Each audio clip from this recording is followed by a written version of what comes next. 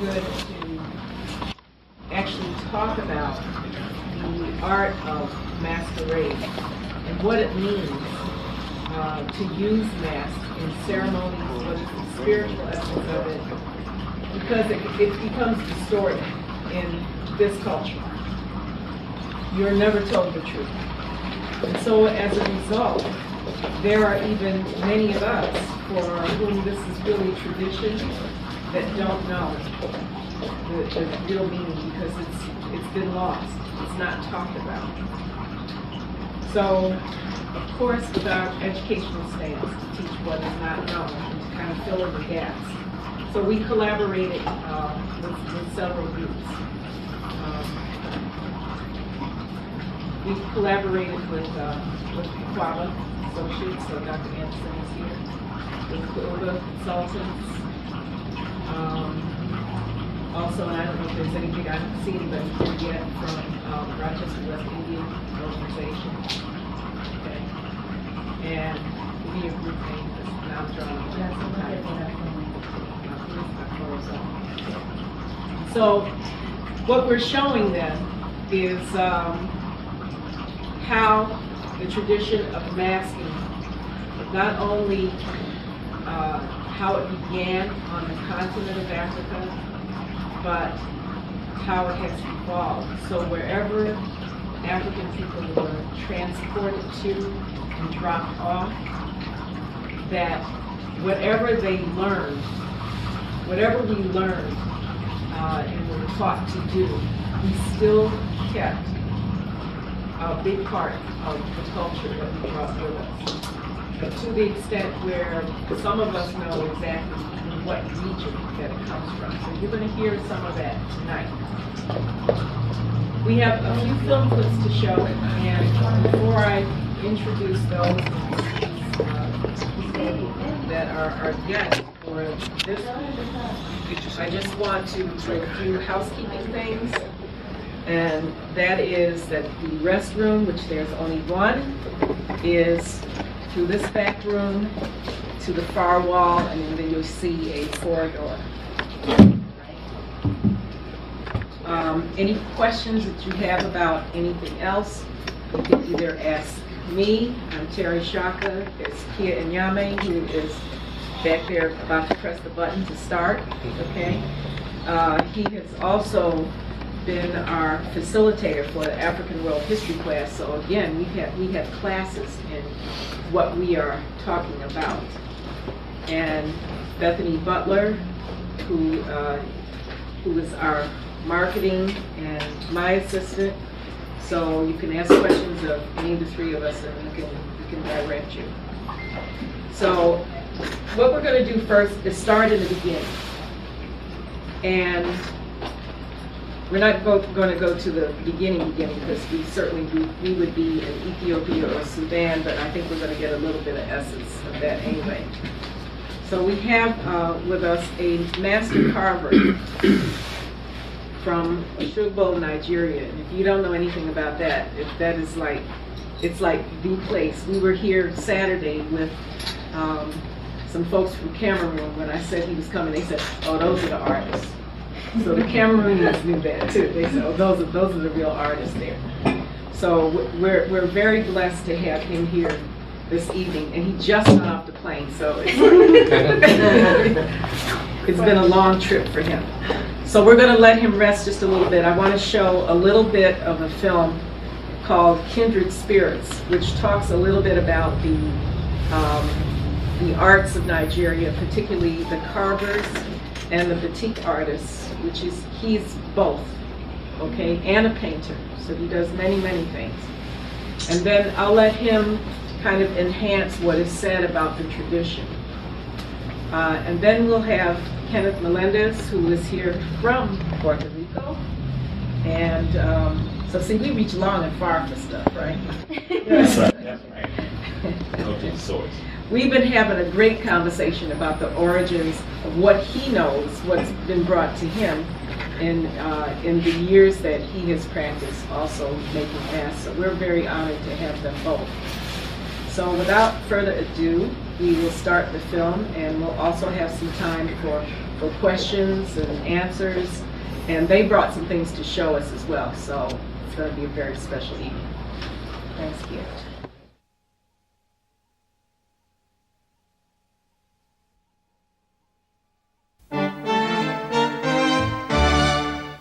Smithsonian World is made possible by Southwestern Bell, the company that's bringing your world closer together through communications. For home, for work, for today and tomorrow, Southwestern Bell Corporation. Smithsonian World is also made possible by the financial support of viewers like you and by the Corporation for Public Broadcasting.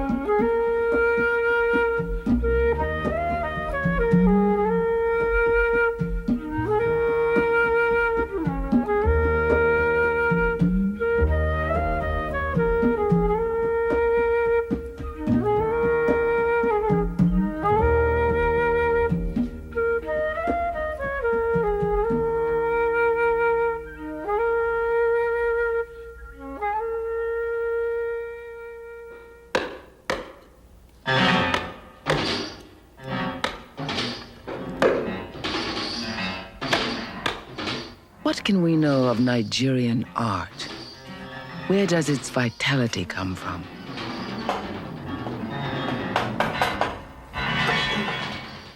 Is tradition the answer, or modernism?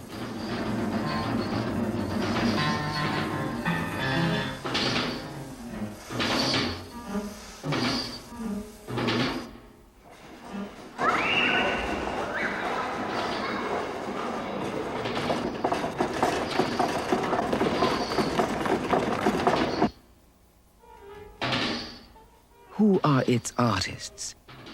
And what are they telling us? The chainsaw to me is a symbol of the experience of colonialism, the way it was done brutally, randomly, and horribly.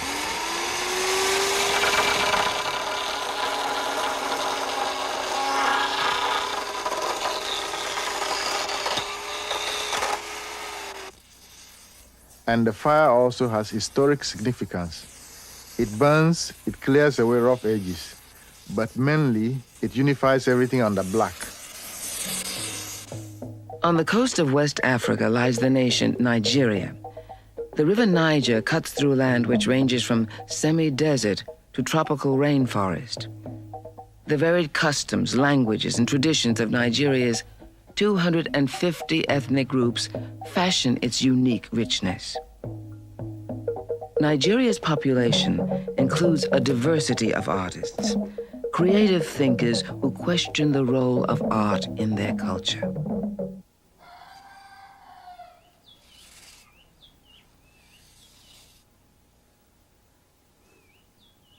African art raises difficult questions, questions addressed by poet and statesman Leopold Senghor, who said, "African art is concerned with reaching beyond and beneath nature to contact and itself become a part of the vital force. The artistic image is not intended to represent the thing itself, but rather the reality of the force the thing contains. Thus, the moon is fecundity, the elephant is force."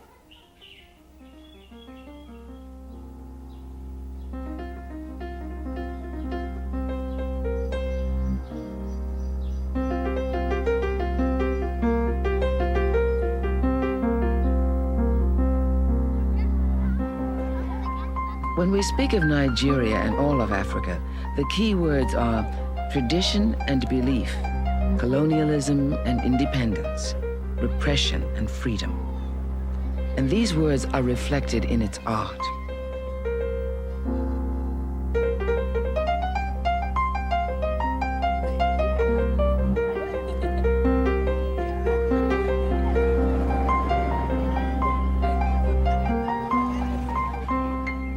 Nigeria is the size of California, Nevada, and Arizona combined, but with the largest population of any African nation, 110 million.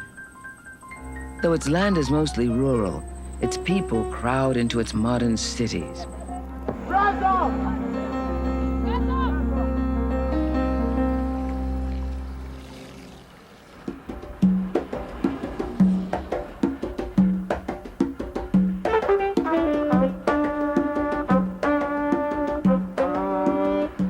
Modern life is especially complex here. It's in just this sort of context, rapid change, disappearing age-old values, that the art develops.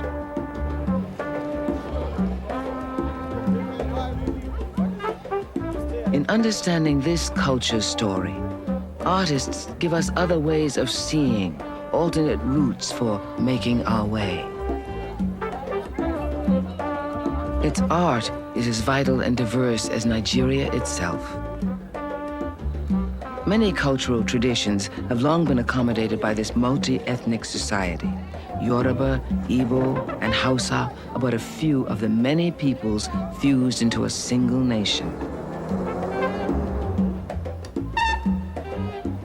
Western and African, modern and traditional, meet here. For all its vitality, its art has a long tradition. This hour is about the art modern Nigeria is producing.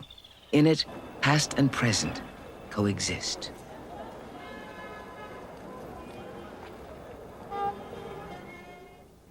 Look at the works of various Nigerian artists. You will see that they draw their inspirations from the foundations of our indigenous art. That's the traditional art of Nigeria.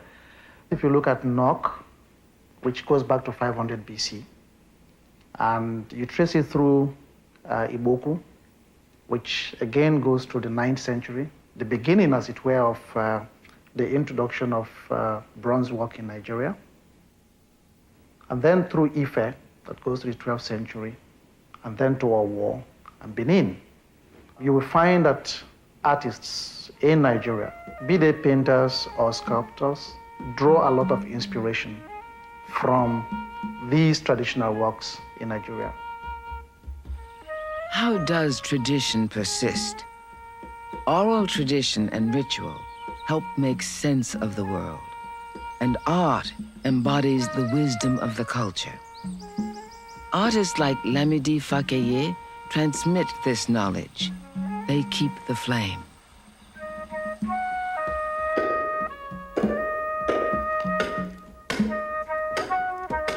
Fakeye, a 5th-generation woodcarver, works in the traditional Yoruba way. For him, abstraction is an ancient form of expression. He explains why his figures are abstract and why their heads are larger than the body. You should not carve anything to look like human beings.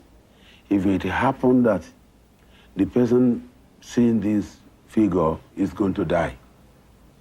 This is the belief, of people, and that's why it is changed into kind of abstract.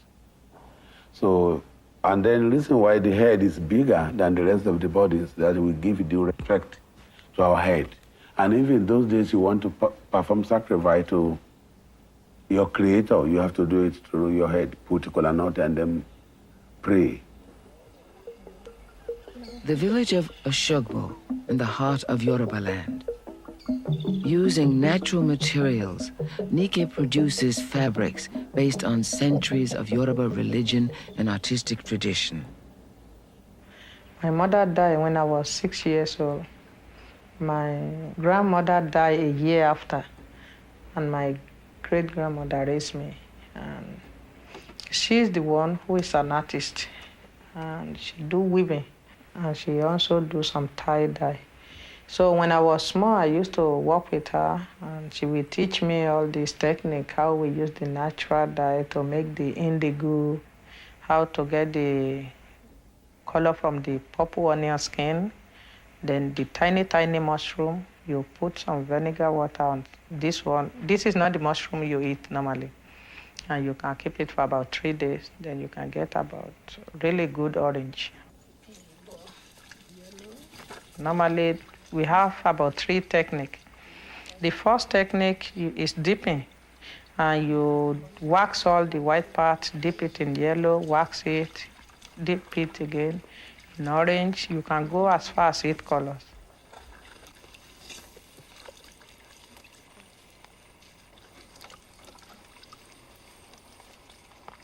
Then the other technique is painting the dye on because you don't have much of the dye. And that dye will come out brighter.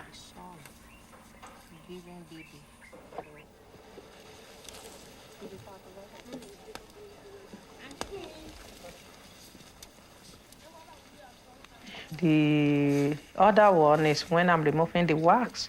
You have to use boiling water. You have to boil the wax out, wash it in the cold water before you put it to dry.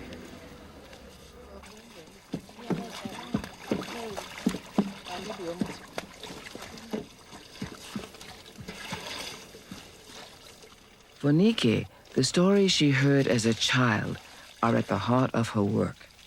They're her medium for artistic expression and also for independence. When her art was recognized the world over, she founded a cooperative to encourage other women in the arts. And it's not normally easy for a woman to survive. It's a lot of struggle. But we need more women into the art field. The government doesn't normally think art is for women.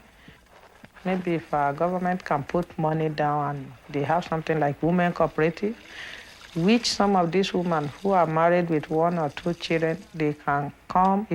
The more they come, they will have an idea because nobody can teach art. You can only encourage people. That is why we opened the cooperative, the artist cooperative in Osogbo.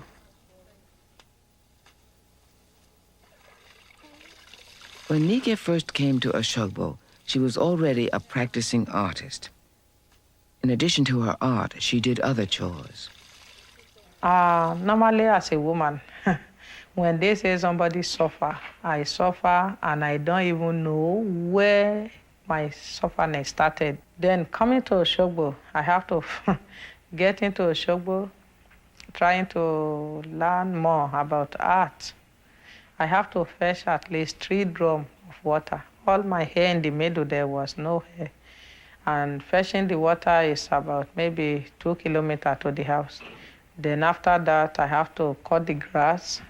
They can send me out to go fetch firewood about 2 times a day, which is almost 5 kilometers, and I have to trek. All the triumphs and burdens of Nike's life animate her batiks. But her history is filtered through the medium of Yoruba oral literature. In one folktale, there was a rich princess about to be married. There was a poor boy who had a magic knife. And there was a terrible snake who ate beautiful princesses. But the brave boy killed the snake, and the king gave him half his kingdom and the princess bride.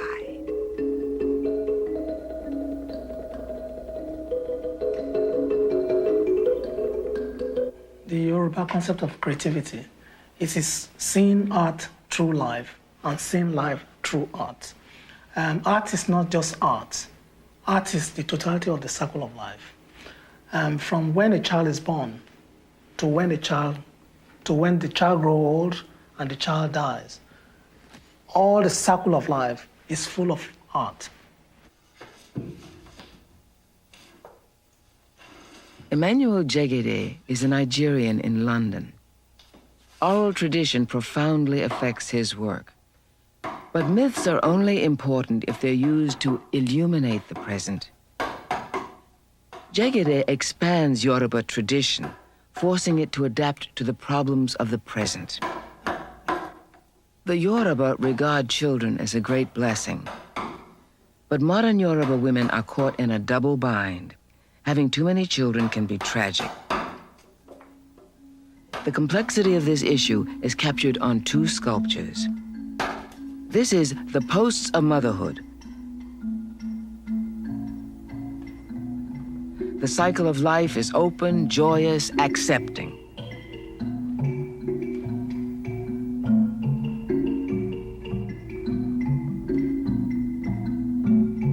But here, the agony of motherhood suggests the pain of having to watch as your children die of hunger. Most of my work is all telling stories. Stories about life, about agony, about pain, about joy, about dreams, about all things that make life possible. Politics, economics, uncertainty about life. So all these I combined, and this is where I pick my stories from. My relationship with my fellow human beings.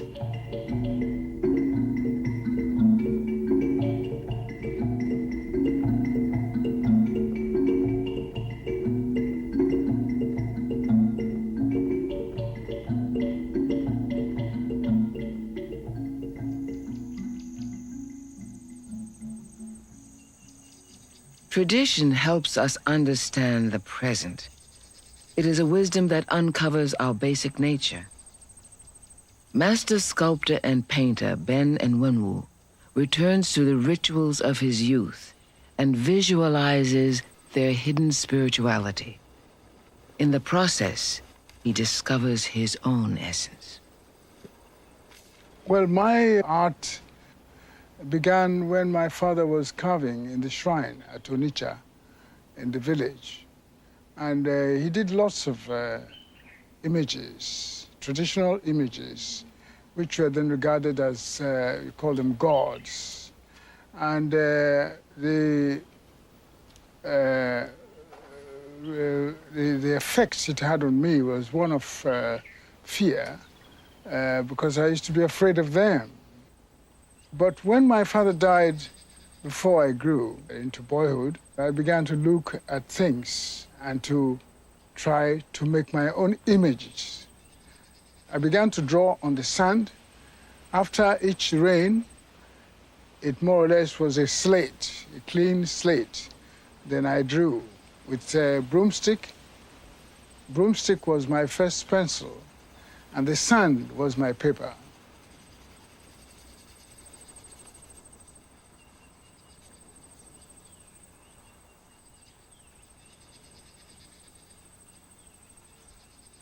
I went to my home to Onitsha, and because we have ceremonies, traditional ceremonies, funeral ceremonies, I just began to use some of the traditional dances. In Nigeria, masquerades are village ceremonies that make use of dance, costume, and music to invoke spirits, the honorable dead. The masquerade acts out religious beliefs. Over all hovers the supernatural.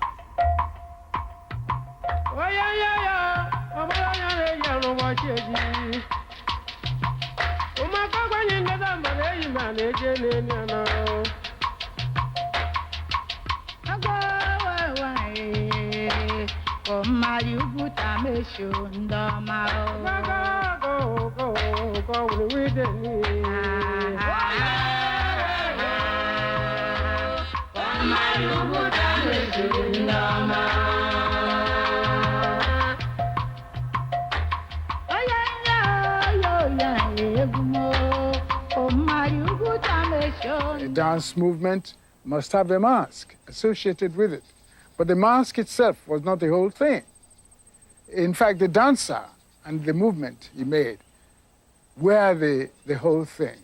The mask was only a feature signifying his personality, or the personality of the goddess or god or goddess that he represented.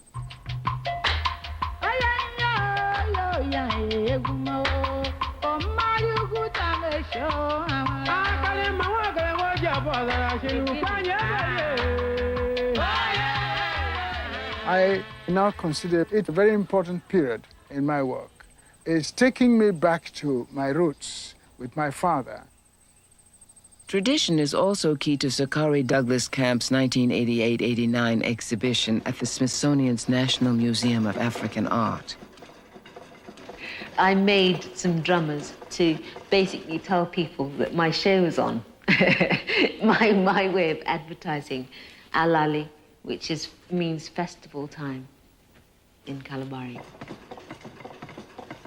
My drummers just summed up my whole exhibition, which was an exhibition about Alaliaro, which is a festival boat, two-story festival boat sort of structure, and an audience of women, which I had cheering the boat on.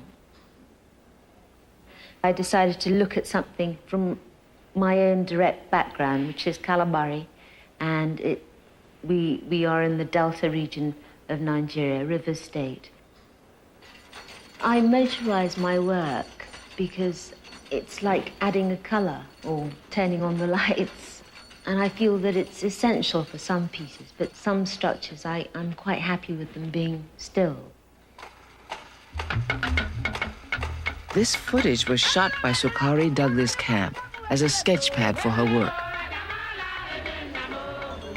That picture film was in 1984, where we had a centenary celebration.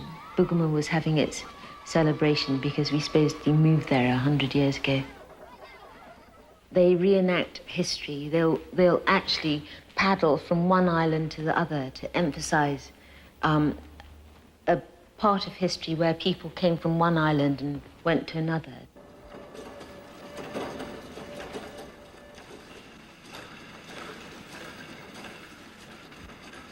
Boats are brought out just to show wealth and power of the various compounds or clans that occupy the island.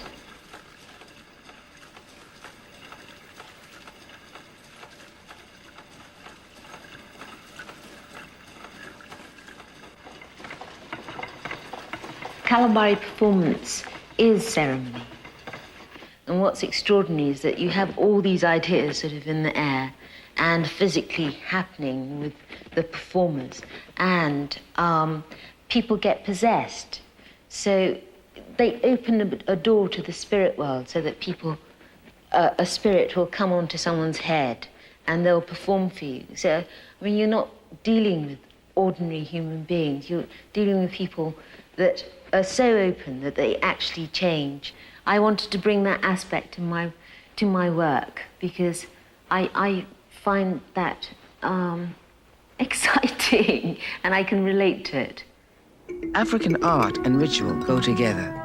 Though Sakari Douglas Camp lives in London, there's the powerful tug of her cultural past. But there's also another, more silken thread, the memory of her father.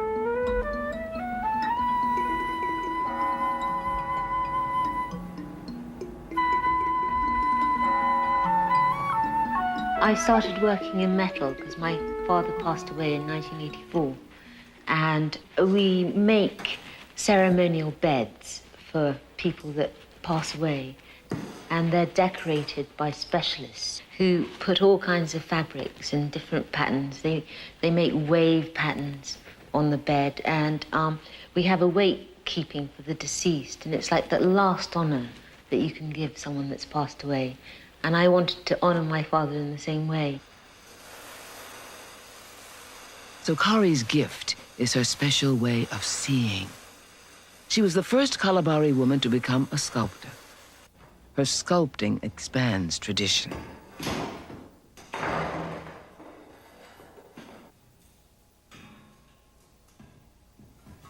I just wanted to think about him, and I spent about 2 months, 2.5, 3 months making this structure that was a 4-poster bed, but made in steel. And that was the first bit of major welding that I ever did. Although the structure's very grand, just having a little motion with a handkerchief, and so many people use handkerchiefs for wiping away tears or just for sweat. I just felt that thing of having it move near you was essential. Before I went to college, I worked with Lamidi Fakaye, and he said that the reason why there are such deep carved areas in West Africa is because the sunlight is so direct that it washes a lot of one's view away. So that was one of the reasons why things were so geometric in that part of Nigeria. And that started off a lot of things. I mean, in Western education, you aren't told that because they don't have any Yoruba carvers teaching students.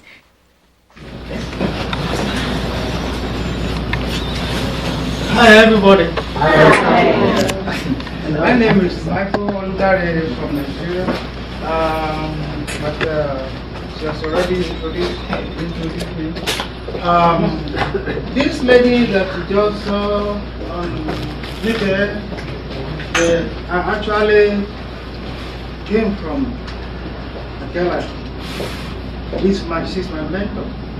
If you look at my video, I have a video that I made on YouTube. I think I put her there. That's for naked, and that's where I got all these fatigue here, and I got fatigue, a lot of fatigue that I did at home. Now, I want to talk about my sculpture. I specialize on sculpture. This guy was talking about God and goddesses. It's true. When I was young, when they tell you a story about God, you'll be shaking like this, because those old people, they believe in God and goddesses so much. They worship them.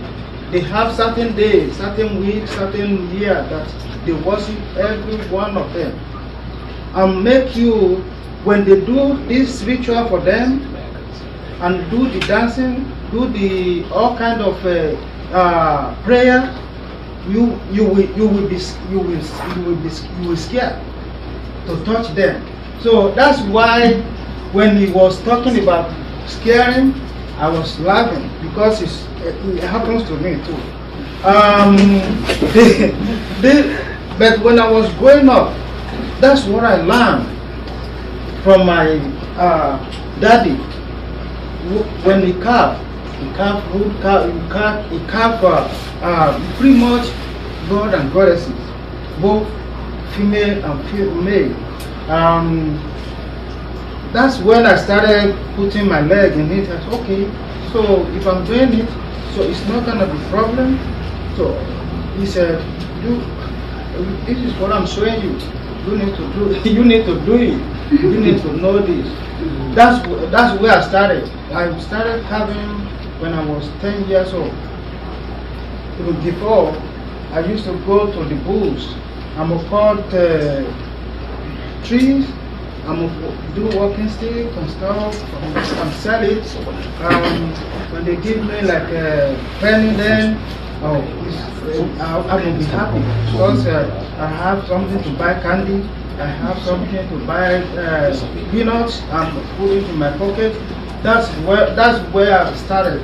But when the time comes, my daddy said that you need to learn more than this. So that's when I started. Then I went to one of the greatest sculptor who is very well known. I know this man, Mr. Fakaye, Lamidi Fakaye, and I know him physically. He lives in Ghana. So this man that I went to is he carved for kings. When you go to King's Palace, you're gonna see the hole. You're gonna see the pillar that holds their houses. You're gonna see, just to decorate the entrance. Before you enter, you will know that you're going to a certain person, very important person, because the way they're gonna decorate. Nowadays, everybody is building mansion, everybody is building all kind of houses for the king. But in the olden days, when I was coming up little like this, when you want to go to the king, you're gonna know that you want to enter a spiritual place, like a powerful person. So I went to this guy, Baba. I called him Baba. I went to him and he showed me how to carve God and goddess, and that's where I took all my God and goddesses from and landed from him. We talked about the drumming and the dancing. This one too, I learned it from. This is the kind of drum that you're gonna see when you want to enter the king's palace. They will use this drum to welcome you. They will talk on it. They will speak that Yoruba language on it. The king is in bed. When he hear this drum, he knows that somebody is coming. You have to understand the language before you can know what is going on there. He's the one who's gonna tell them that, okay, I don't wanna see this guy right now, or let him come in. So if it's a visitor that you don't wanna see, the talking drum is gonna tell him that somebody is coming, this so is coming. When he hears his name, he's gonna say, okay, not now, I'm resting, or I want to go, let him come in. So they use this talking drum to communicate a lot. In the olden days, they said they used it to talk like a mic. And I witnessed it because when you play it on high heat, the sound, you can hear it, but if you don't know what the talking drummer is saying on it, you can't know what's going on. You just gonna hear the sound, but you can't know. But I know how to control it. You have to know how to control this chord. If you know how to control this chord, it's gonna talk for you. You can speak little English, but you can't speak English that much. But I'm gonna say something in English. Maybe you can tell me what you say. How are you? Oh, good. Yes. You can speak a little English if you can listen to it. That's exactly what I say. How are you? And if I want to sing on it, I'm going to sing a song. Maybe you can tell me what you.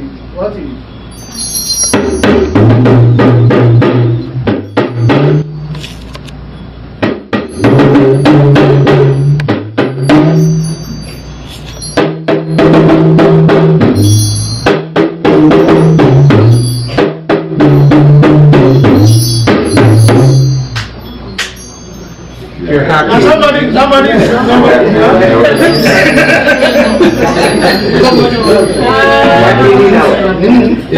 London Bridges? Somebody got it. Happy you know. Happy and you know. Okay. Yeah. So you can speak English little, but you can mimic. So it's not like you're speaking like a human being, but you can mimic the accent of my language a lot.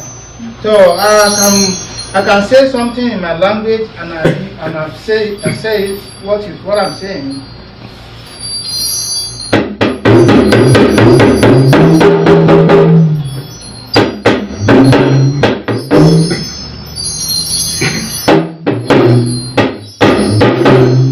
Sagidi, sagidi. Sagidi, sagidi. Musara bí olówó. Sarabi Olona. Ogunde Kurukere. Kurukere. Kurukere.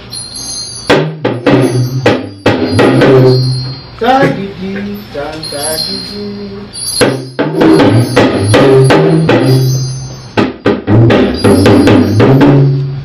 Ojú ọjà là ń lọ, ọjà ẹ̀pàrà yín mọ́. This kind of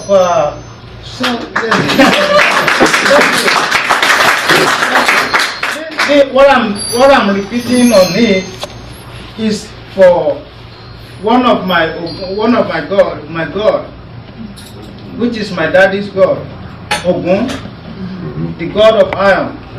So because my daddy is a blacksmith, he makes cutlasses or the machetes. Yes, he makes that. He makes trap that they use to kill the rabbit and stuff like that in the bush. Knives. He makes all kinds of things. So it's Ogun. So that's what. Whenever you want to sacrifice for that Ogun, that's the drum that we play for Ogun. So that's what I'm repeating. If it's orchestra, it's a lot of. If I have a lot, 20 people here, they're not gonna play the same thing. I'm gonna give them, every one of them, something to play. And when they combine everything together, so people will be dancing now. so it's a very popular drum. Even about Egungun that they just talk about now. Egungun Yoruba, from Yoruba land. This is the drum for it. This is the drum. If you go to Osogbo or Ibadan, where they do a lot of Egungun, this is the drum they play for it. They might accompany it with bembe or with bata or something, but this is the main drum for Egungun. They be dancing, the tumbling now when you hear the talking drum. And I'm not gonna go far about talking about the mask. I'm coming there. This mask that we really want to know. But now this drum is what we use to do the ceremony, like marriage, naming ceremony, any ceremony that we want to do, they use this drum. Without this drum, in the olden days, I didn't say now that everybody is playing all kind of music, high life and stuff. But in the olden days, when you want to do marriage, birthday, or any ceremony, they have to play this drum. If they don't play it, that party is not good. It's not good. So that's what this talking drum. This is part of the talking drum that I'm saying. This is called gudu gudu, and this is the drum that comes after yalu. This is called yalu. This is gudu gudu. So in the olden days, my daddy told me that they don't put this drum on the ground because they always hang them on the wall. When you go to talking drummer's house, they don't put them on the ground, because when they put them on the ground, if little kids, if they draw this drum like this on the ground, somebody will die. Yeah. So it's a saying. I mean, it's a taboo. I don't know the English, the proper word to use. Curse. Yes, it's a curse. Yeah, so they don't play with it. They put it on the wall. So this is good. It's if they don't have the way they make money, the talking drama, the way they make money is when they go to festival, is when they go to naming ceremony, is when they go to funeral ceremony. So if they don't have something to do, I don't think they do that. No. They draw. If they draw, so this one whole person will die. But they don't do it to kill people. But if they, like I said, if kids mistakenly draw it, oh, this is America. This is he can't do nothing. He can't do nothing. It doesn't work here. He can't do nothing. He can't do nothing. So this is when you see it get all kind of tones, but you have to hit the tone where it gonna sound for you. This round black thing is called Ida. Ida, when you hit on it, it sounds different from what you hit here. So they will show you the pattern of the drum or the rhythm of what they want to play. The talking drummer is gonna tell you that you want to play something for Ogun. You have to know what this has to sound for Ogun that you want to play. He's gonna tell you. You can say, I want to play for Sambona. The talking drummer, this big talking drummer, you have to know what you have to play to match what Sambona can dance. The rhythm for Sambo. You can't just play anything for Ogun. You can't just play anything for Sambo. They have, every one of them have specific rhythm that you have to play for them, and the different steps that they make, different songs that you sing for them. So that's why you have to be very knowledgeable before you can be able to. You have to know what you're doing on the drum, on the talking drum. Now I want to talk about the mask. I was talking about Egungun earlier. Egungun, I was gonna bring one costume, but because I didn't drive, so I can't take everything on the plane. I wanted to show you that when I heard briefly that she was talking about Egungun, I said, let me bring this costume. But when I wanted to take it, it's too big for bag to carry, and I don't want. I can't take it on the plane anyway. So Egungun, they have their own mask. The mask represents either the family, the ancestors that passed away a long time ago. And when they call Egungun Ara Orun, which means somebody from heaven. Somebody from heaven. When this ancestor died, when they passed, they left that thing. So when this Egungun comes, when we bring this Egungun out, we believe that our father or our mommy who passed away came to visit us. So we welcome them and they will pray for you. And when they pray for you, when they lay hand on you and pray for you, we believe that it's going to come true, right? So we believe in that Egungun so much, to the point that when you see them, you respect them, you give them money, even though it's not them that they're gonna take it. The person who behind them will take it, and then they pray for you. So long time ago, when I was little, my grandma, I lived with my grandma for long. she will put some food before we go to bed. The remnant food that we eat, she will put it at the entrance of the entrance of the door, by the entrance. I said, Grandma, why are you doing this? All the time when we finish 100 yam, or when we finish fufu, the leftover food, you always put it down there. She said yes. She said because when you sleep, the ancestor came and they can come in.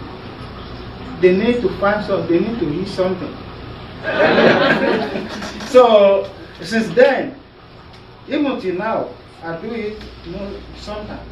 Even though that belief is still in me, it's still living with me somehow. When I finish eating, I put a little bit, or when I buy something, I put some on the ground. This is like libation. I think they do it here too. You put some on the ground to let the. I have a sculpture here that tells about Eshu. That's what we worship mostly. So it can let us go. So it's the same thing like the ancestors that comes in, that they don't find something to eat, they do something like. But when they come, I'm too late. Sometimes when I wake up, I may not see something that she put in there that much. It's gonna be there. You're gonna see it visually, but she will tell you that it's gone. Yeah, because that's a belief that you can see that pounded yam sitting there, but she will tell you that they already hit the one they want, and they left the rest. So we throw the rest away. That mask that I'm talking about will represent one person in your family long time ago. It can get marked, it may not get marked. They put ritual on, when you see Egungun in Nigeria and in Yoruba land, that mask is with ritual. It's not just ordinary mask. They will put ritual there, they will put all kind of things there, that if Egungun says something, commands something, it can happen. Because of that thing that they carry around. And we have one Egungun that if we put that costume on, if he walks from here to there, if you walk from here to there, you will sit down. You will say it's too heavy. You will say it's too heavy. They will be fanning him like this. They will pull him up again. You will walk like you will sit down again. And it's true. Because he will say something is pressing him. The power is in the power of those spirit ancestors is pressing him. And he can't walk that much. So to dance for him, it's just gonna be doing this, and they will be supporting him because they know that he's carrying heavy stuff. I don't know what it is, but he always crying that it's heavy. And they don't, if they stop taking that, Egungun out, the place where they put him, they put them on the roof. When they finish the festival, they put them on the roof. It's not, they have a special place that they made for them. They're gonna be hearing the breathing, that something is breathing heavily.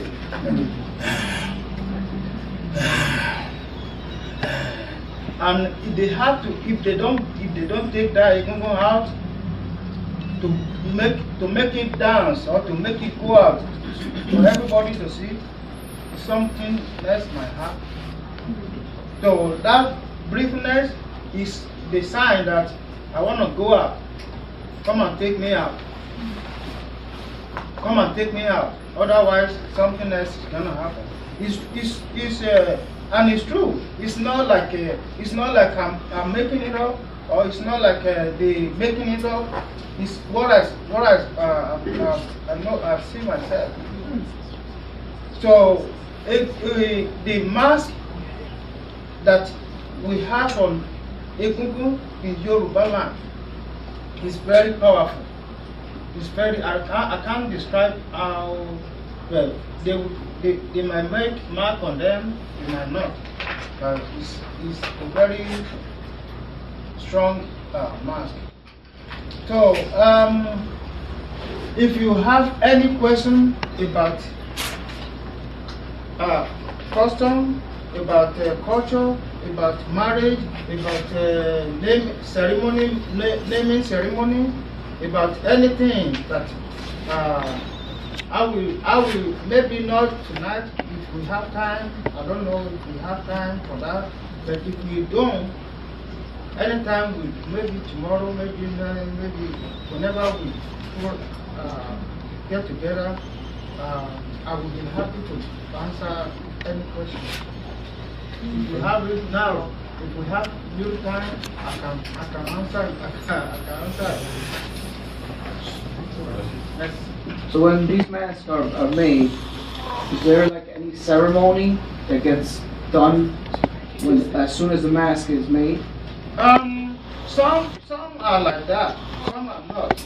Some are special that you don't know when they make them. Some, when they make them, they go into the bush. They go into the wilderness in the bush, and they made them. Instead of turning, that's the ritual that I'm saying. They put on them. The power that they put on them. That's when if you see some people, maybe in Senegal or they said the turn.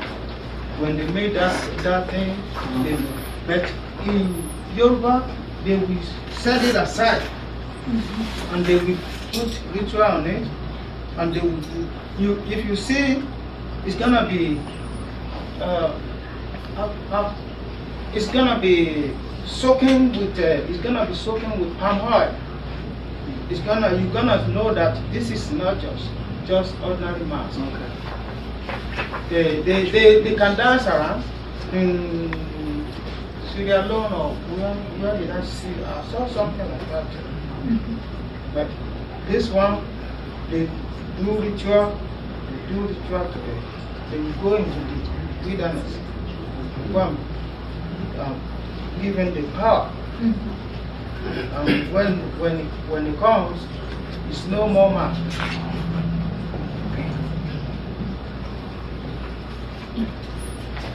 Are the ancestors thought to be, is it good to have ancestors come? I mean, you were afraid when you were a child, and you talked about ancestors coming and could possibly hurt you at night. But what about people these are old, ancient, far from way back, or could they be ancestors like your grandmother? Yeah, I don't believe your grandmother is gonna hurt you. I don't believe your mommy is gonna hurt you when if you lost your mommy and come to visit you.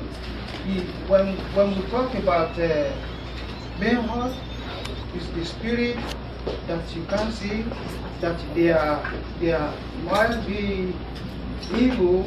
You know, we have white, we have black. We have good, we have bad. It's word and opposite. So it's either maybe the spirit that follows, or that spirit that comes with the ancestors that doesn't match, it might happen sometimes. But I don't think grandmom is gonna come. Like I said, when they come, they pray for you. And when they pray, we believe that that prayer is answered. So the ancestor is not gonna come home and come and hurt you. I see. Can you explain briefly how have the youth or the new generation embraced this type of art? Yes, like I said, everything is changing now. Everything is changing. In the olden days, before a woman or before a man know a man, or before a woman know a man, or before man know woman, it takes long.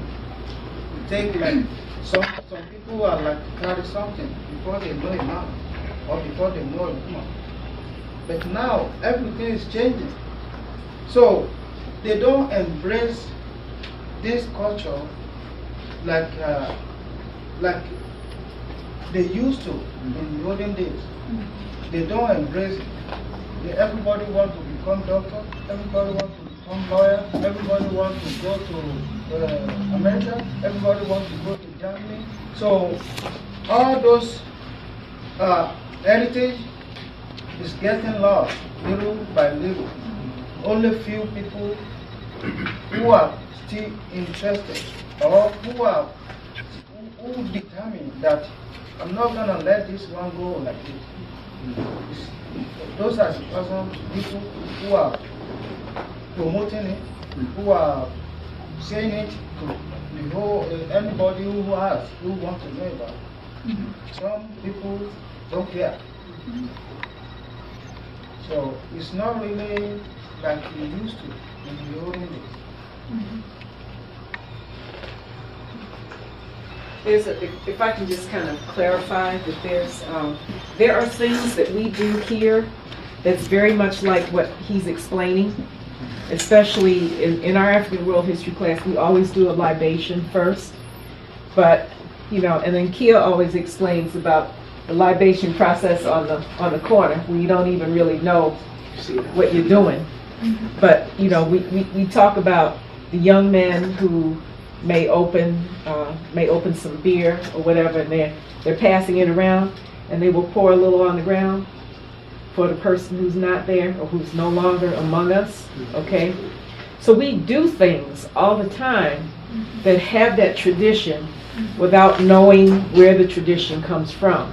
So the idea, and Doc, you can probably correct me as well, because these are things that we're trying to bring back, but the idea is that once someone passes on and they become an ancestor, they are also a protector to you. So, it's not unlike like in the Catholic religion where people have saints, So we're not necessarily talking about gods, and even, his explanation of gods as you're talking about the attributes, you're talking about attributes of a creator.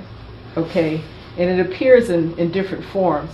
So it's the explanation that gets twisted very often when it gets here. Okay, but there are things that we do all the time that's an indication of this culture still being alive here today. We just are unconscious of what it is and how it works. Okay, so not to take literally supposedly everything that you're saying, but the explanation is there, and I think when Kenneth comes up, you'll also see he has a really good explanation of it as well. So just kind of keep that in mind. So if you can associate it with something that you know, then it becomes much clearer. And part of the process, one of the reasons that we really wanted to do this project is to show how, even though we're removed and people have tried to remove things from us, there are still things that we have kept inside of us always The problem is we don't always listen to it.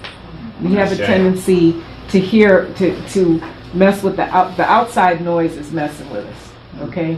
So we get distracted, and even though sometimes there are things that we know that we ought to do, and that in our heart that's what we want to do, we end up doing what somebody else either tells us or what we think would look good to somebody else, instead of being true to yourself.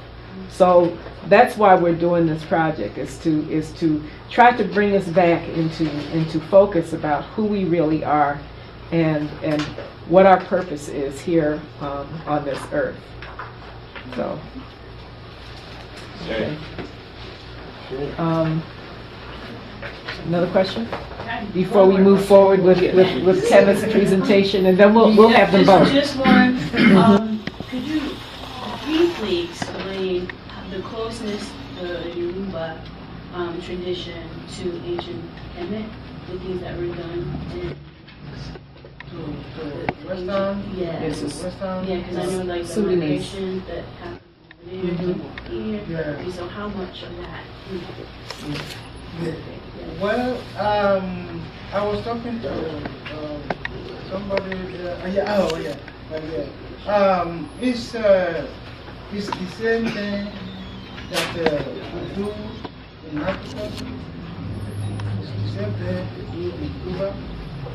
The same thing we do in Puerto Rico. Sure.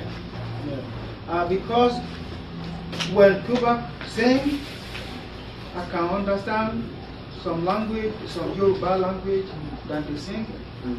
And I will know what kind of God they're singing for.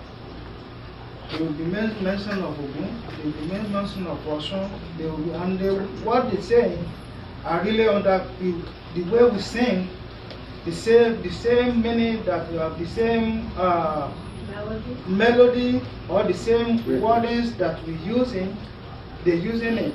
But because of the language, maybe because of the Spanish or something, it's not really like Africa, but it's the same thing. So, relationship between Africa and some part of Western world here is pretty much is the same.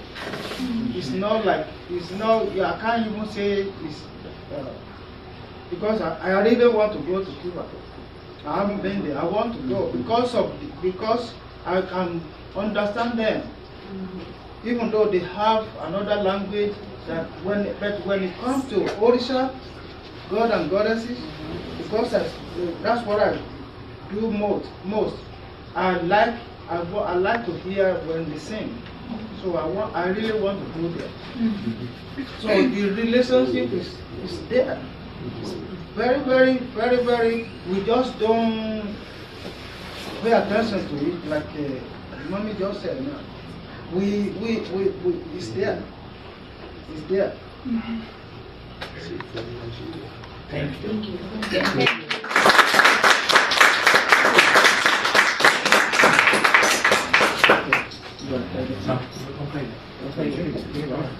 Okay. All right. So now we're going to get on the boat and come over here. Kicking and screaming.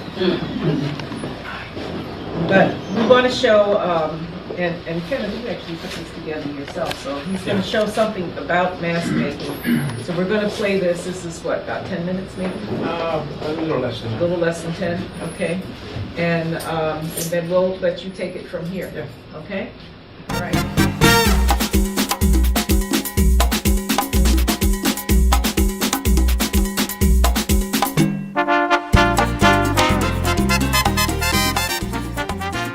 Llegó febrero, es tiempo de carnaval. En la ciudad de Ponce, los vejigantes recorren las calles de la ciudad señorial en busca de sus víctimas.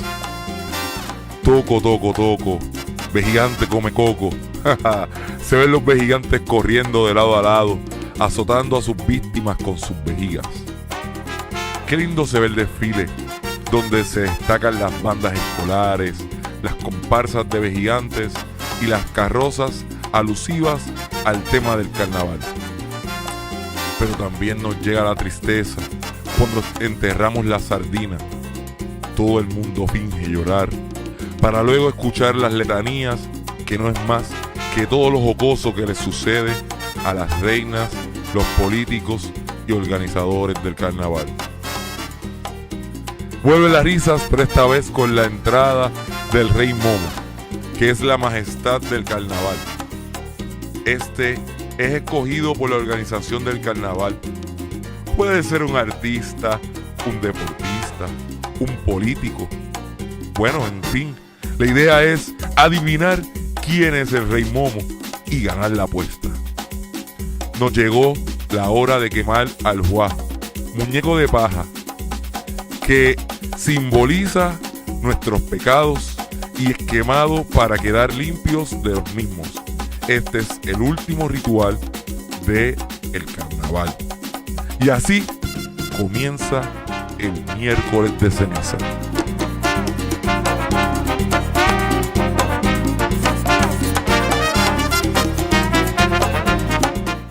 Yeah, I'm having a blast. This is great. This is very beautiful energy going on. Now it's my turn, Michael. I got to give it to Michael. Michael, when we first met, it was a very magical moment. I want to start with that before I start with the mask. I was in Ohio doing a workshop, and my mom was living in Overland at that time. Michael, you was going through some really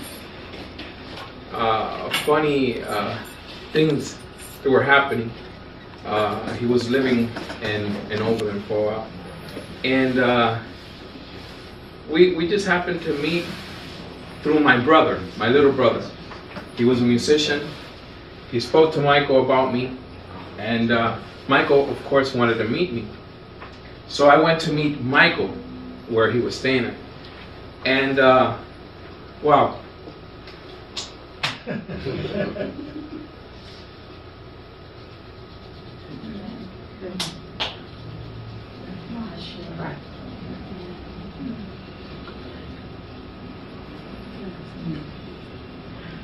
The connection was magical because I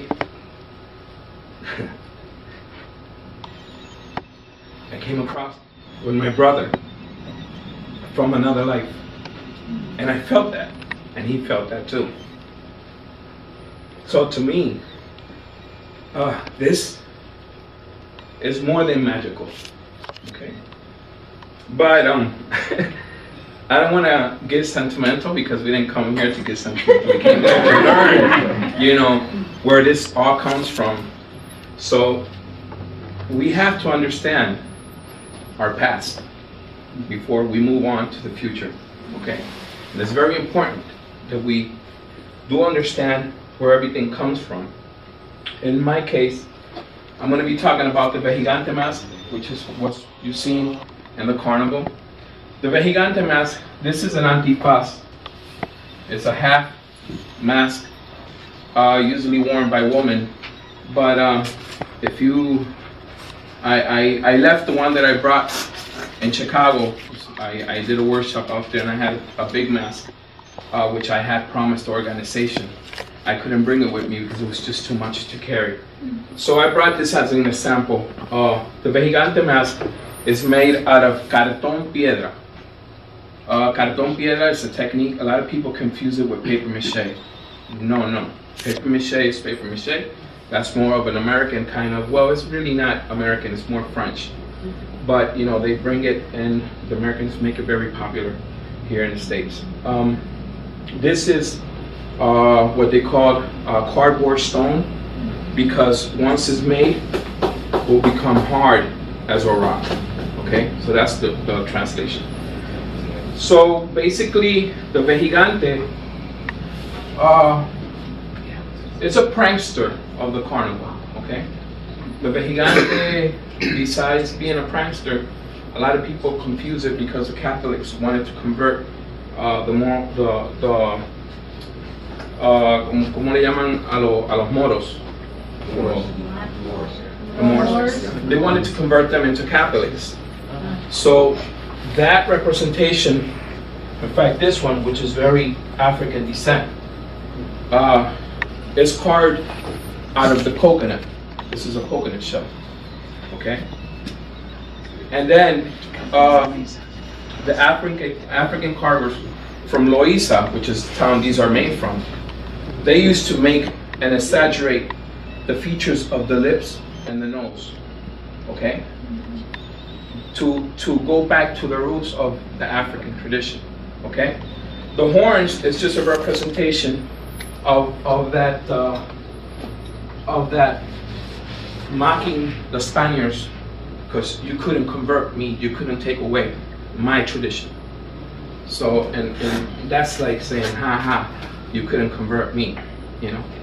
So, the only two characters, they're called Vejigantes in the island, is the one from Loíza, the one from Ponce. Ponce is located in the south side of the island of Puerto Rico, okay? Just to give you an idea where everything is located.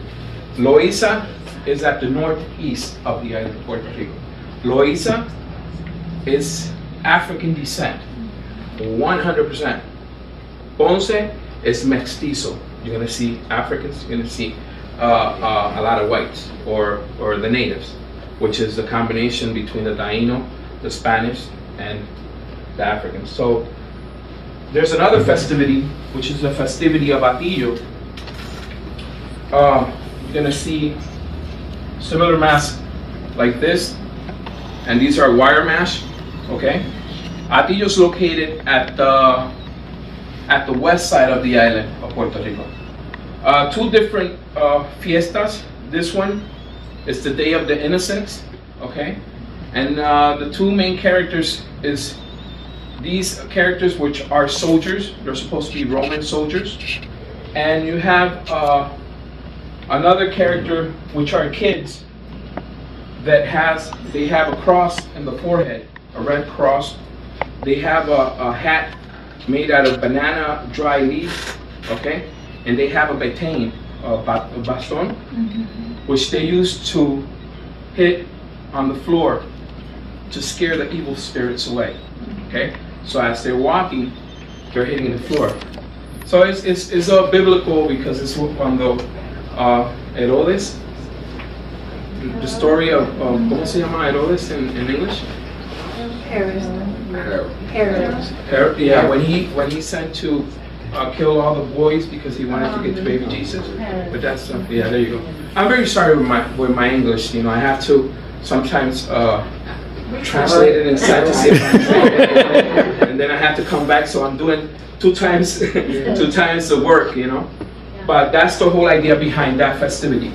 The festivity of Loíza, which are the Moros, the Moors. You have the Spanish which are they're sitting on a horse. They have a mask similar to this, representing the Spanish conquistador. You have las locas, which are usually played by men. They're men dressed in woman attire. They have a huge butt and a huge breast, because I'm pretty sure you guys know that in the Caribe, you will see, for some reason, women in that region, they just have too much. It's too much of everything, which is a blessing for obviously us. But you will see, obviously here you will see that a lot. If you have that linea, no, descendant of certain families, they are like that. So we covered Atillo, we covered Ponce, we covered Loíza. A very simple way to create. You have to have first a wood carving. I have to do a wood carving of what this head is going to be. Here is a representation of the three kings, and you have I'm missing one. But you have, these are supposed to be the three kings, as you see. The African, you see the mestizo, and you will see the Spanish. Okay, en Ponce, the type of costume you see throughout the Caribbean, different types of costumes, different characters. The Vejigante of Ponce, they wear a clown suit like this, very colorful, okay? It's got a cape in the back. Those are called baberos. The colorfulness is the relationship that we have with everything that's on our surroundings, okay? The more colorful we make them, the more interesting and surprising it is to those who see us in the festivity. Now, I tend to bend the rules a little. Talking about the orishas, I got initiated into Ifa, and I'm Omo Shango, okay? And basically, when I create my art, I just blend what touches my soul. So I use the raffia, I use a lot of the printed batik stuff sometimes that I use to create. In this case, I use the green, the yellow, because it's more of what's happening in Cuba, although I'm not initiated with the Santeria, which is what they practice in Cuba. I'm initiated with Ifa, which are different colors. But then again, you have the axe of Shango. You will have the knife of Ogun, which, like Michael said, is the owner of the metals. Okay. My relationship with Shango, and then of course you have to have Eshu, because he opens and closes the doors. So you have to have that. Okay.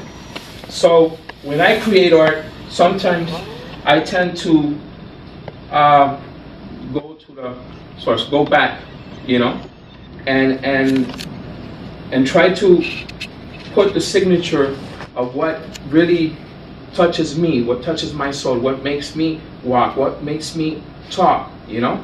So how I feel it is how you're gonna see it sometimes. Sometimes it's a little rough, in a sense of very evil. Sometimes it's soft in a sense of very happy, very. So I guess that's what comes from within. I can't control it. I just let it go, and that's what it is, you know. So this is an higuera. It's a gourd, okay.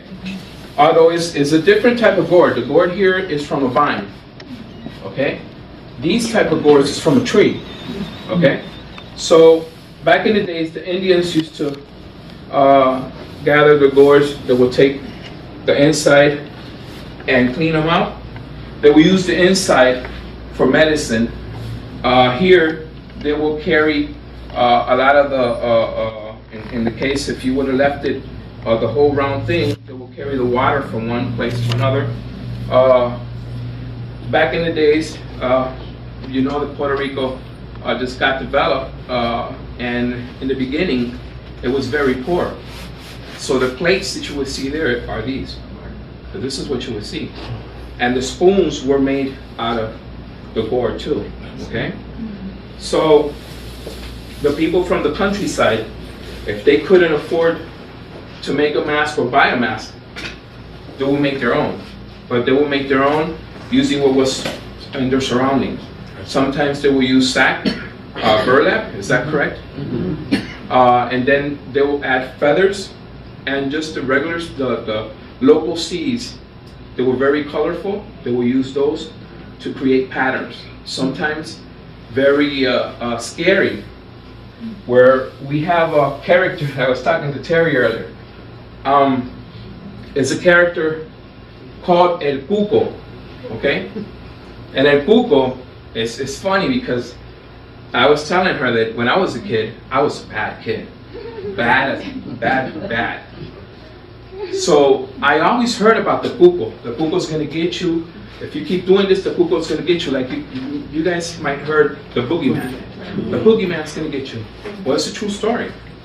There is such a thing. And what it was, I learned this because when I went to do an exchange in Santo Domingo, I never thought about it until I heard the story and I started relating it. And I said, oh, wait a minute. So it was true. They knew about this character, Cuco. So what they did was, they had, let's say the fathers of the kid who they wanted to discipline wouldn't listen. So they would go to a local artisan who happened to make masks. And they said, I want you to come by my house at a certain hour, and I'm going to pay you, okay? And I want you to come, I want you to appear to the front. So I'm over here disciplining my kid. You know, if you keep doing what you're doing, El Cuco's going to get you. So what's going to happen? All of a sudden, this guy is... And the kid is scary. He just went nuts. So now he had two things. Either discipline himself because he knew that there was something who was going to get him and that something wasn't pretty, or he would just have to keep doing what he's doing and forget, knowing that, El Cuco wasn't really El Cuco. So, okay, any questions so far about the mask and that whole concept? Any questions on the festivity? What types of dances are related to the mask? Well, just the regular dancers who dance the folklore music of plena, which I'm going to show you in a minute, or bomba. Bomba is played on these wine barrels with goat skin. Now they have a different mechanism. Before they tied them up, and they had cuña. Cuña is just a regular wood, a wood dog that is I don't know como le llaman a la cuña. They have these around the drum. They have these holes and they put these wooden pegs, and then they get the rope around the peg. They hit the peg all around, and that's how they tune the drum. Okay. Before that, they had fire. They did a big hoyo, which is a hole. Okay. Throw in some wood, lit up the fire, and just go over the drum. And as they did it a couple times, the drum will get on a high note. Okay. I'm also a musician. I represent Remo Instruments. These have the Puerto Rican flags because these were a prototype of the drum that we're gonna make, and they're still on the make. These drums in the island, they're called panderos. Okay, pandero's a hand drum. It's a regular hand drum. We have 3 hand drums and a guiro, which is this. And you're gonna hear it in a minute. Like Michael said, the music, in this case, we use it to bury somebody who passed away. We use it in wedding ceremonies. We use it if there's a strike. Plena's always gonna be there. If there's 2 rhythms that you're gonna hear in the island a lot, it's plena and bomba. Okay? Plena. The way it's played, very simple. Let me do an exercise. There's 3 basic rhythms to make plena. Okay? I'm gonna have this side just clap the downbeat. The downbeat is this: 1, 2, 3, 4. 1, 2, 3, 4. 1, 2, 3, 4. 1, 2, 3, 4. This side is gonna clap on the 2 and on the 4. 2. It's gonna clap 2 beats. 2, 3, 4. 1, 2, 3, 4. 1, 2, 3, 4. 1, 1, 3, 4. 1, 3, 4. 1, 2, 3, 4. 1, 2, 3, 4. 1, 2, 3, 4. Cuando las mujeres quieren a los hombres, prenden 4 velas y se la ponen por los rincones.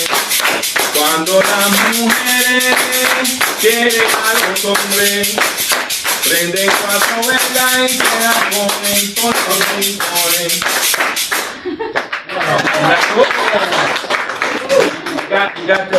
You got the sense of what's happening there, right? So now, I'm going to do the same thing, but with the drum. There's 2 different ways of playing plena. The traditional way, which nowadays is not played because a lot of the youngsters think it's just too much. Okay? So one way to strike this large drum is going to be like this, the traditional way.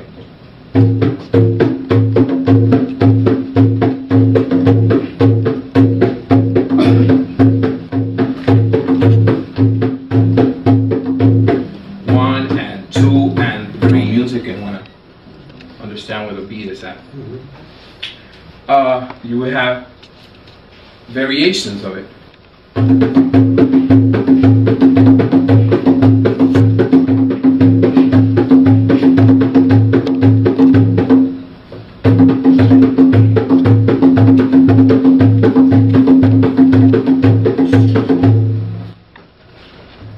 And the medium drum, in some regions they call that tumbador o seguidor. Some regions they call this one punteador o segundo, the second drum. Okay? Patterns, traditional patterns. I'm going to go for the traditionals, then I'm going to do the modern. Traditional, they do punta de clavo, claveteo, and it will be like this.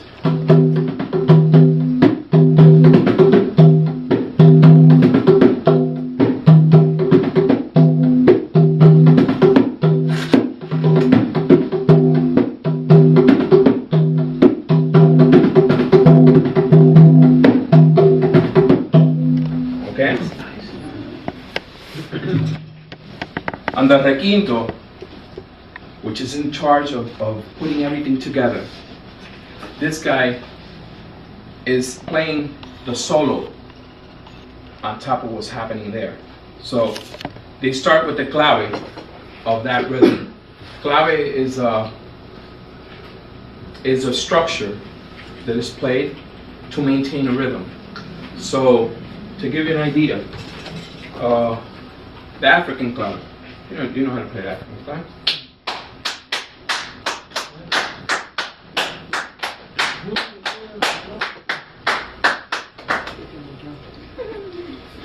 Watch this.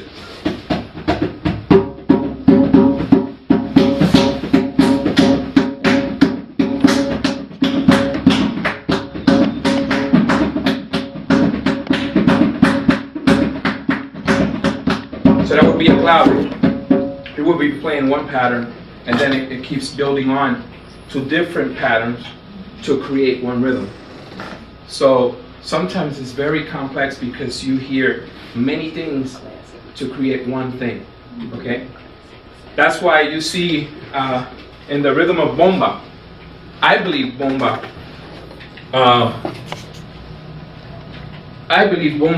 in the days they were playing. Like, let's pretend this is a wine barrel with a ghost in.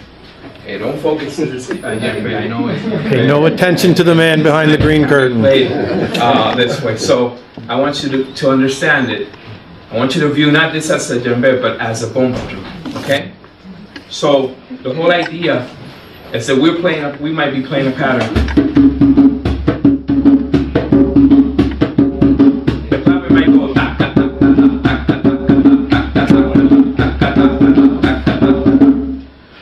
They have a subidor, which is marking the dancer. So if the dancer is dancing, this is how he's coming in. dum dum dum dum dum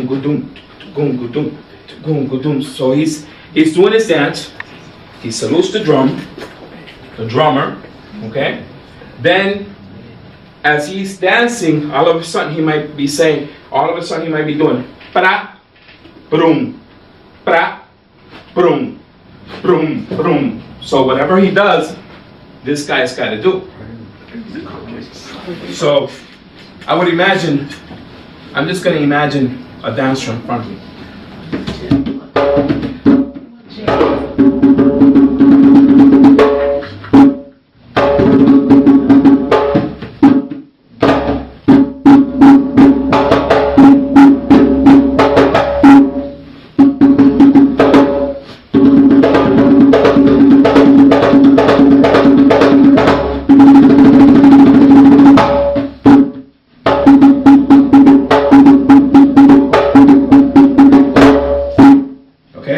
So I'm following, actually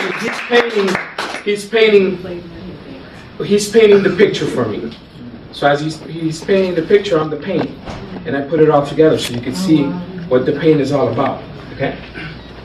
So going back, bomba, yeah, bomba is with the wine barrels. With the requinto, okay?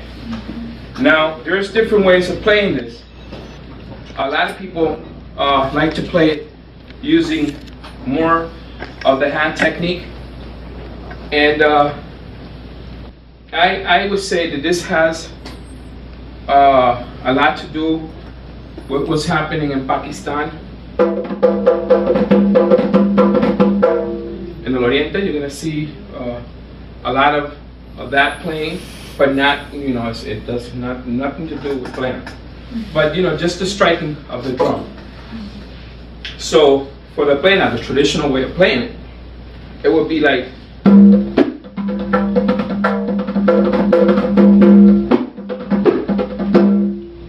Michael, play the drum. Look how funny, it's funny, Michael, he never played a drum like this. But if I was to play a talking drum, to me it's natural. To Michael's natural. It's in us. Watch this.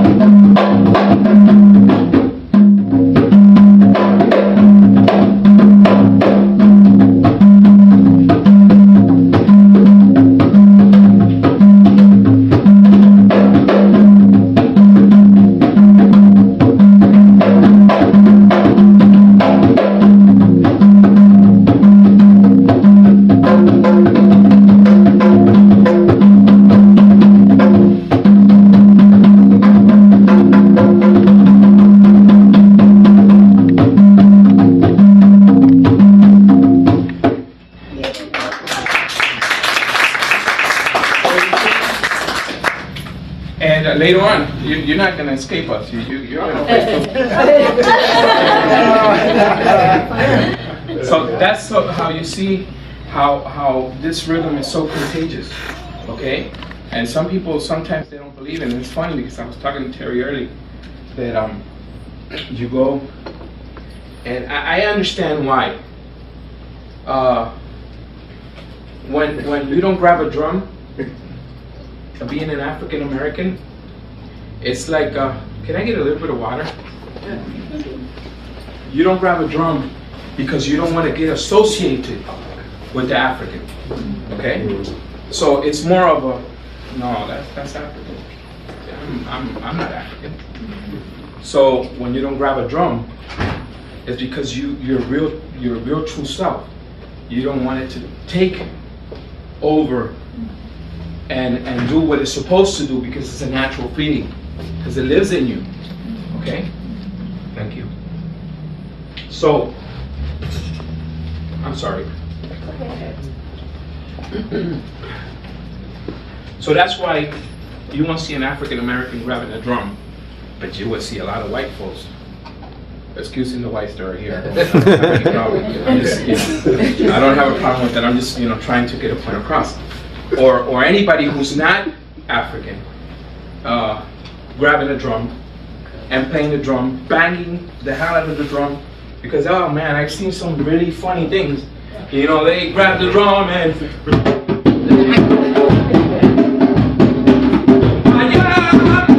they be singing all these songs, and you say, man, well, it should shame those who know and those who should really play the drum, because it's part of them, versus having somebody else take over.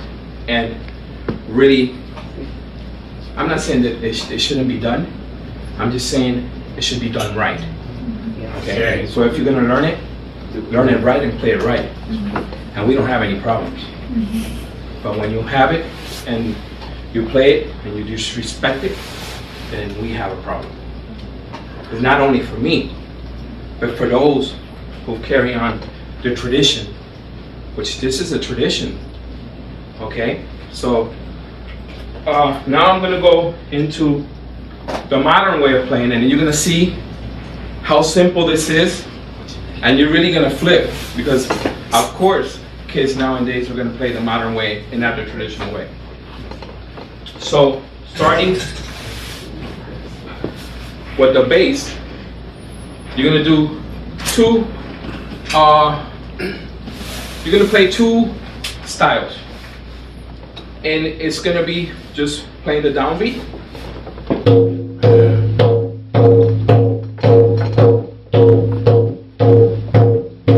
Playing the one and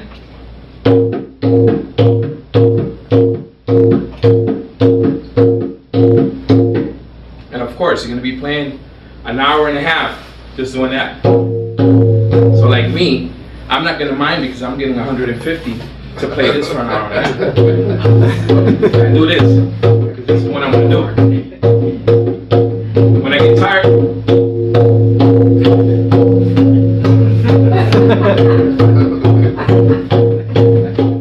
okay, so now, and of course I could throw these around, because like Michael said, in Cuba, is the bata drums are very sacred. And these drums, just going away from that because I want to touch base on that, they hang them on the walls. If they, our drums are they are usually used for ceremonies, okay? And the reason for that, they don't want any evil spirits to take over the drum, because they won't speak what it's supposed to be, or they won't play what it's supposed to be playing at a ceremony. It will just go and it will make upset the Orisha who's coming down to bless the festivity, okay? So on the medium drum, there's one way, banao. It's called banao, which is what you guys were doing. 1, 2, and 3, 4, and 1, and 2, and 3, 4, and 1, 2, 3, 4, 1.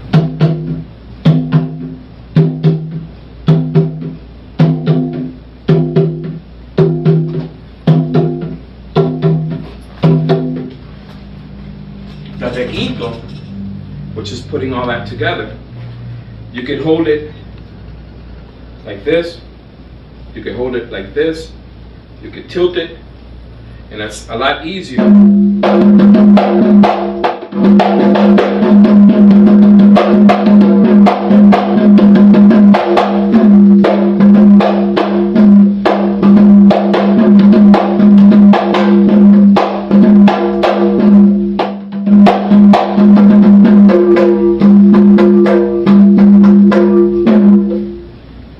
And you can play with it.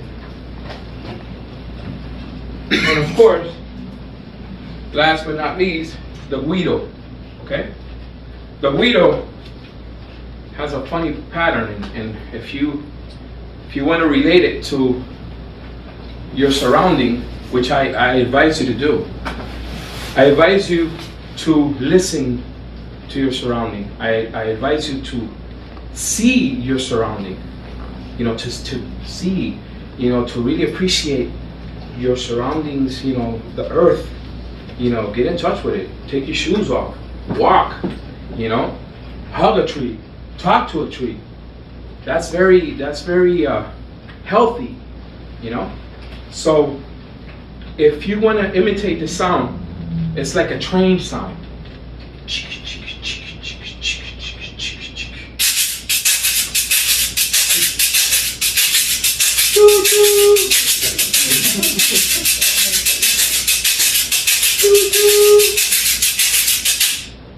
Now, if we were to play Jibaro music, which is a different type of music, it's more of the European descent. It's got guitar, a cuatro, the guiro. It would be played a different way. So they play something, a pattern like this. Fajardeños, which is one of the styles of playing it. Turiruring, ting, turum, ting, ting, tum, ting, ting, turum, ting, ting, tum, ting, ting, turum, ting, ting, tum, ting, ting, ting, ting, tum, ting, tirirurirurirurirurirurirurirurirurirurirurirurirurirurir. Param, pam, param, pam, pam, pam, pam, pam. Okay? Okay. Any questions so far? The rhythm, the mask, the costume? I have a question with regards to Go the ahead, drums. The drums that you use for Bombe Plena, what is their history? Where does that come from? Is it more African or is it? Yeah, very African. All of the drums are African descent? Or? Not the drums itself, but some of the dialect that's used, and some of the dances. Okay, the drum, African descent because the ones who played it at that time were Africans, and then of course as it started moving, it became our tradition, you know, to follow. So yeah, it's a tradition that comes from Ghana. Okay, that's why I don't know if you know that, but in Puerto Rico, we practice Santeria because it comes from Cuba. But our religious practice was espiritismo. Okay, working more with the spirits. It was working more with herbs. So you would go to a shaman with. El shaman es la forma correcta de decirlo, ¿verdad? Yeah. He would just come and cleanse your body with herbs and fragrance, you know, and they would just cleanse your body. You would go home and you're clean of anything that, you know, maybe somebody wanted to harm you and so forth. So, and some of the styles of playing are from that, and you're going to see that throughout the Caribbean. You're going to see it in Guadeloupe. You're going to see it in Martinique. You're just going to see it in Trinidad. You're going to see it with the native's flavor, obviously, because it would change once it gets there. Then, of course, we're going to add our flavor to it, which is going to distinguish from the rest. So, like what Michael was saying, nowadays everything is starting to change because everybody wants to play either faster because they just want to make sure people see and say, man, that dude, the ability, wow, look at his hands, I can't barely see him, you know. But that's really, it loses really the whole idea of the spiritual meaning of it, because you're just going into the competition. Oh, I'm better than you. And the guy who's better is really saying, man, you're really stupid. That's not the way to feel, you know. You gotta feel it because it comes from within. You're talking about drums from Africa, and so I'm curious about what's the difference between the way the predominant rhythm in Nigeria versus Ghana versus Cameroon versus, do you know what I mean? Like, how do they, what are the subtle differences between them, the different ways? As Michael was saying, they're used in ceremonies. So depending on the rhythm, it's the dance. So as you see in the bomba, we have different rhythms, and that rhythm is accompanied by a dance. Not everybody's gonna, on a sika, you might dance this way, right? On another rhythm, you might dance doom, doom, doom, doom, doom, doom, doom. So it's different. So you will see that in Africa if they're gonna use it for So ceremony. the drumming is driven by the dancing, not the dancing is driven by the drumming. In the case of Puerto Rico, it's the drummer. Okay, the dancer is making the steps, but the drummer, if he doesn't know what's happening, he's not gonna follow you. So you could be doing some pretty stuff, but if the drummer doesn't know, because he doesn't have the feeling, he might be playing. You might be doing tra, tru, tra, dugu dugu dugu du. The drummer might be doing, and then visually, whoever's watching you, so they say, "Whoa, wait a minute! You know, he's not doing that. He's doing something else." So you're gonna see the difference. So, Yeah, I think there is a clarification. I think there is more not that the drum. To me, I'm Puerto Rican. I don't see that the drummer is the one who is initiating. I think there is a communication between the drummer and the dancers. So they feeling the same thing. Right. Exactly. And the moving, the dancer is moving at the rhythm of him because they're connected. So it's a connection. yeah, so he follows this, like I said earlier, he follows, the dancer follows this. That's his cue. So he's dancing around that. When he starts doing his conversation, then that keeps playing. You have a drummer that's playing that. You have a drummer who's playing the gua, which is the hollowed wooden, they use bamboo now, but it's a hollow wooden drum, and then they play the gua, which is that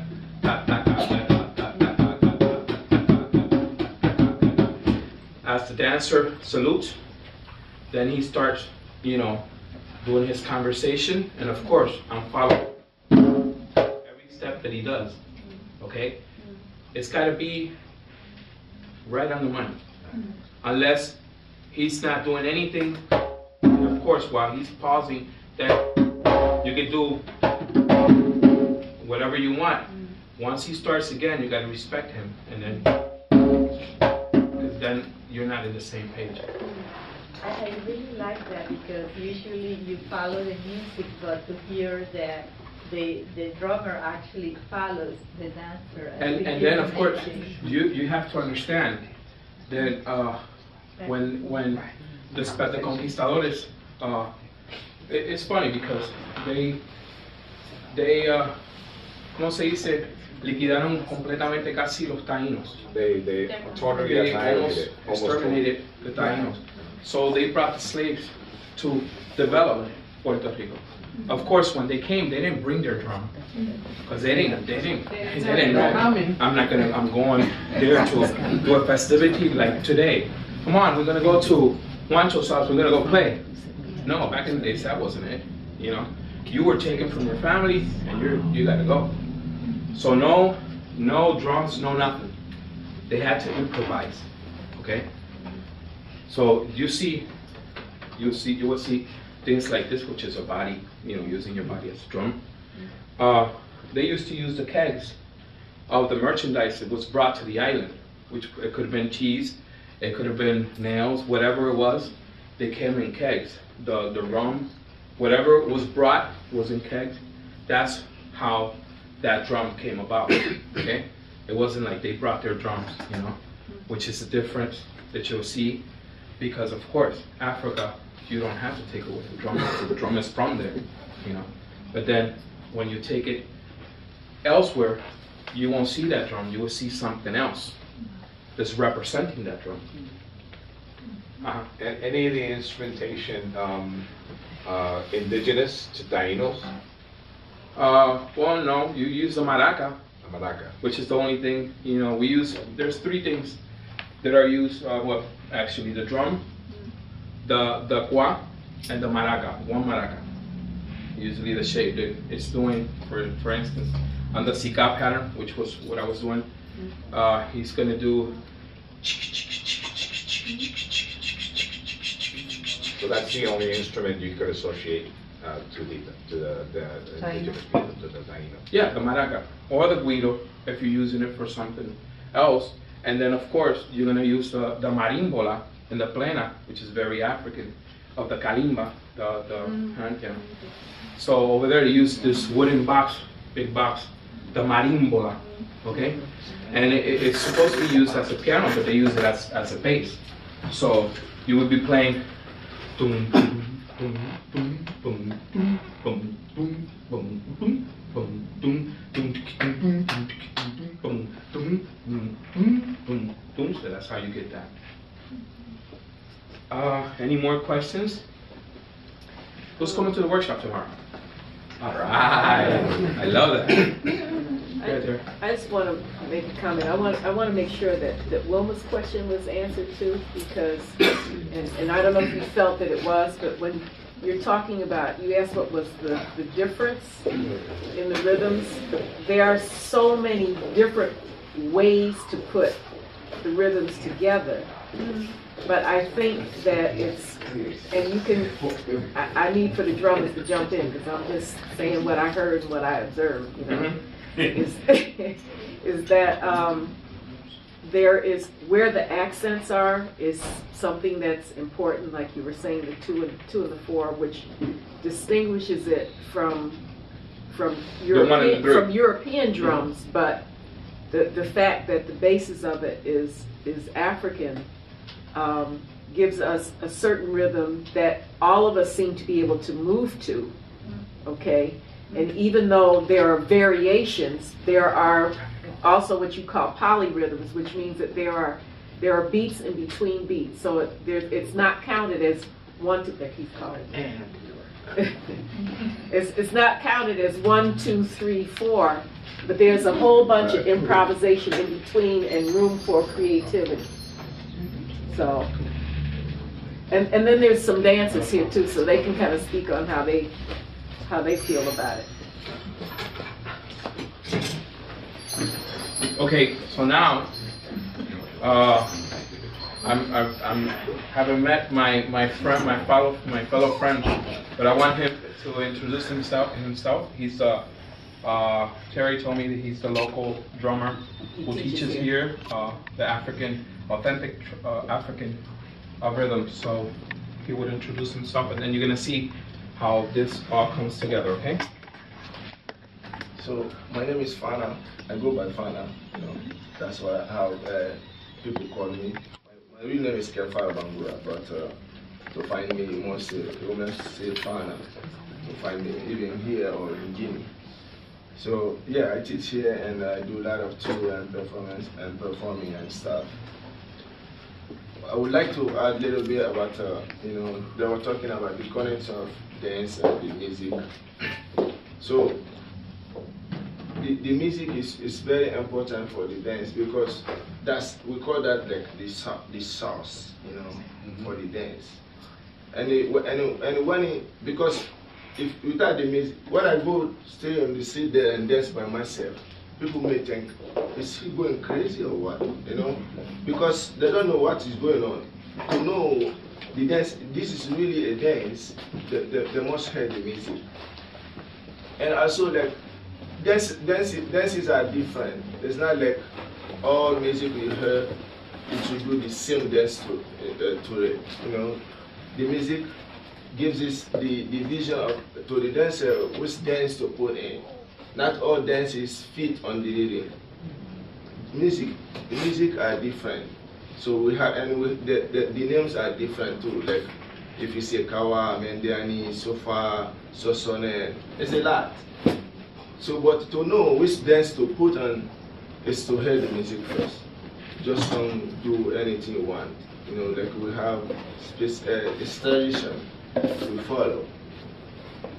So that's what I want to say about the dance. It's not just dance. It's the foundation is the music. When the music is strong, when the music is fine, everything looks fine. And I was hearing like the solo pattern that follow the dance. To make that work, they must have the good foundation first. And then when the dance is going, one person is following the dancer to make to tell the audience what is really going on, because you cannot let the dancer just dance with the music, empty music like that. So the solo partner should follow the exact what is going on to tell the audience what is going on. That's why we call solo. We have music, we have foundation music, we have accompaniment, we have solo. Solo is the highest part that's follow to guide everything in the music, what is going on. So yeah, I'm from Guinea, West Africa, and I live here. I'm a dancer also. Now you're gonna see, it's gonna start a pattern. Michael's gonna build on it, and I'm just gonna come in and really close it in, see what goes on. So I want you guys to really listen to what's happening, okay?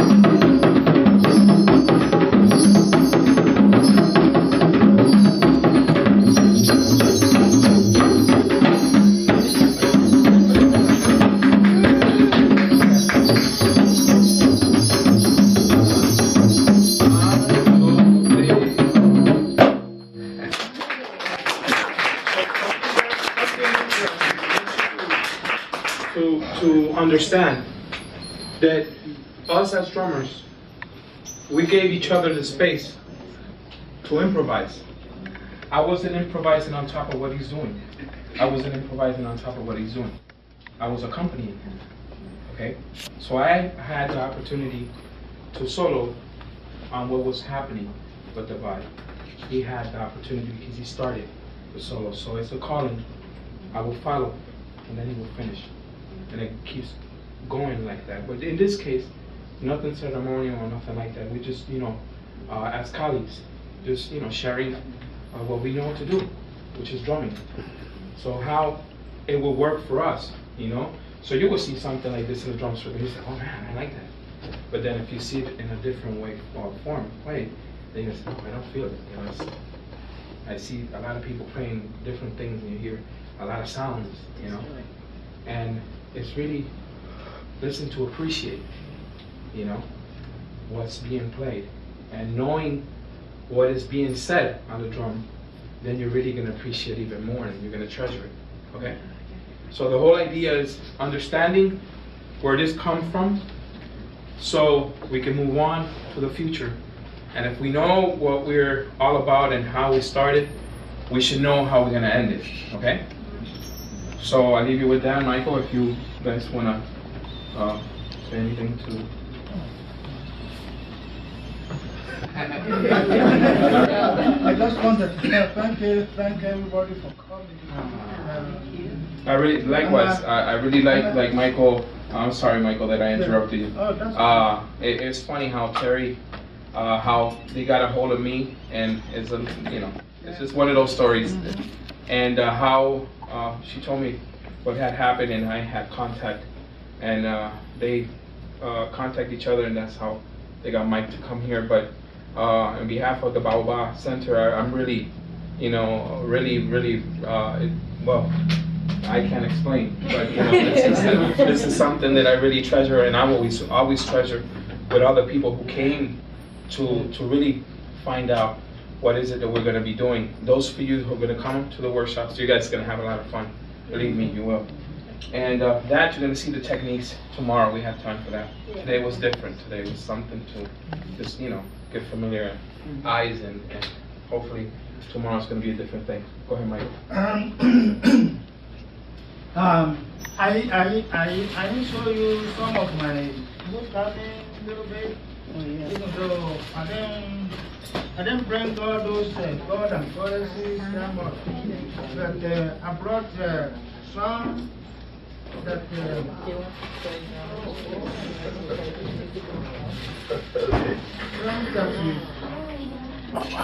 see.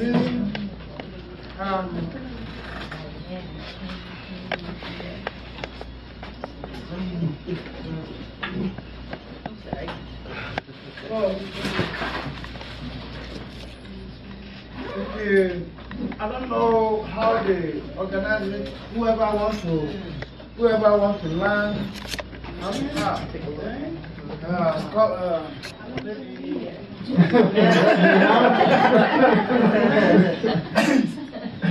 Whoever wants to learn how to carve, maybe a mask. Mask is simple. Just the face.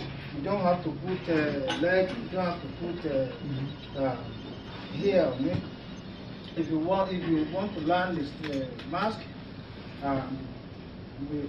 they have already organized.